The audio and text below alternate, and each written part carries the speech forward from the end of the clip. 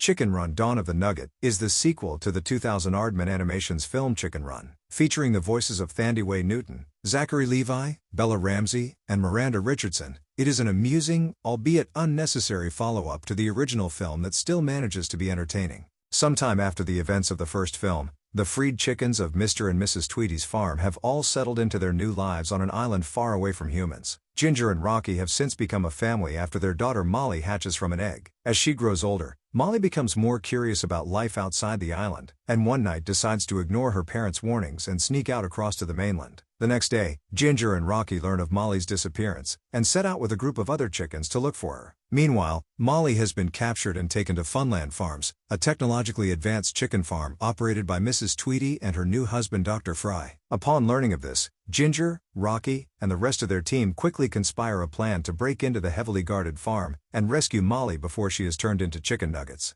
One notable animation style that I think ages well is claymation, which when done right can give the product in question a timeless presentation. The British studio Aardman Animations has been using this particular technique since their founding over 50 years ago, producing many short films, advertisements, and opening titles for TV shows. In 2000, Aardman created their first feature-length film Chicken Run, a story about a group of chickens who plot an escape from their farm before their tyrannical owner can turn each of them into pies. Even more than 20 years later, Chicken Run still holds the record for the highest-grossing stop-motion animated film of all time, and remains a favorite among viewers of all ages. In 2023, Aardman released a sequel titled Chicken Run: Dawn of the Nugget, which retains most of the charm of the original, despite having little reason to exist in the first place. For those who haven't seen the original, things were wrapped up pretty nicely at the end, so it seems like a strange decision to want to continue things from there. With that in mind, this sequel does a decent enough job of establishing a follow-up story to justify another film. We see that the chickens are now living in a carefree utopian society, and Ginger and Rocky are now parents to the inquisitive Molly, who has no idea about life outside of their current peaceful existence. It is here we learn that Ginger suffers from PTSD related to the events of the previous film, making her reluctant to talk to her young daughter about what lies beyond their idyllic island home. As a result, Molly's curiosity grows even stronger, frequently relying on information about the outside world from the chicken's rat associates Nick and Fetcher. I like that the film told things mostly from Molly's perspective, reflecting that younger generations often have no idea how much easier they have it than their parents in some regards, and her interest in finding out for herself helps set the plot in motion.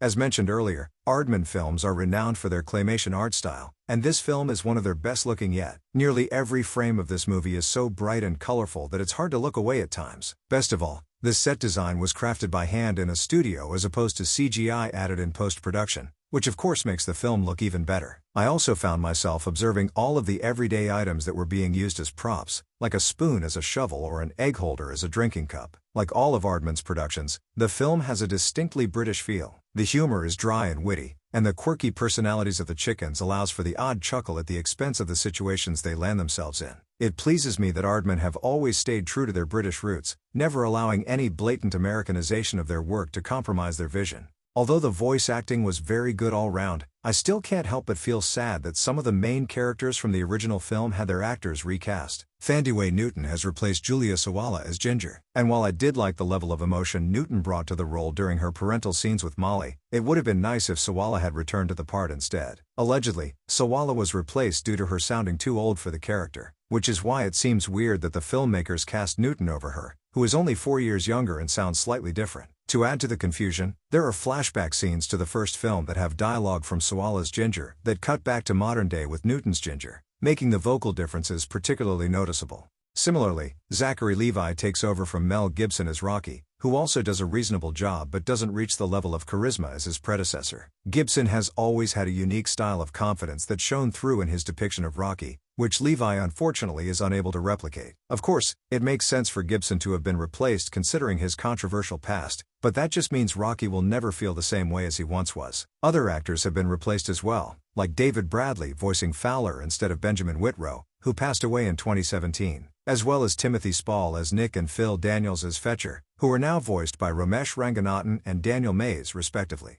Fortunately, Jane Horrocks, Imelda Staunton, Lynn Ferguson, and Miranda Richardson all managed to return to reprise their respective roles as Babs, Bunty, Mac, and Mrs. Tweedy. If there were one other cast member I'm most glad was able to come back, it would be Miranda Richardson, as it was her intimidating performance as Mrs. Tweedy in the first film that made her such a memorable villain in the first place. This time, her hatred of chickens feels more personal as a result of the events that took place previously. She's much smarter and more conniving than before, fully aware that the chickens are not as dumb as she initially thought, which is notably reflected in the scenes where she fights back against Ginger. It's worth noting that Mrs. Tweedy has a different husband in this film, which means that she and Mr. Tweedy either got divorced or he died off-screen somehow.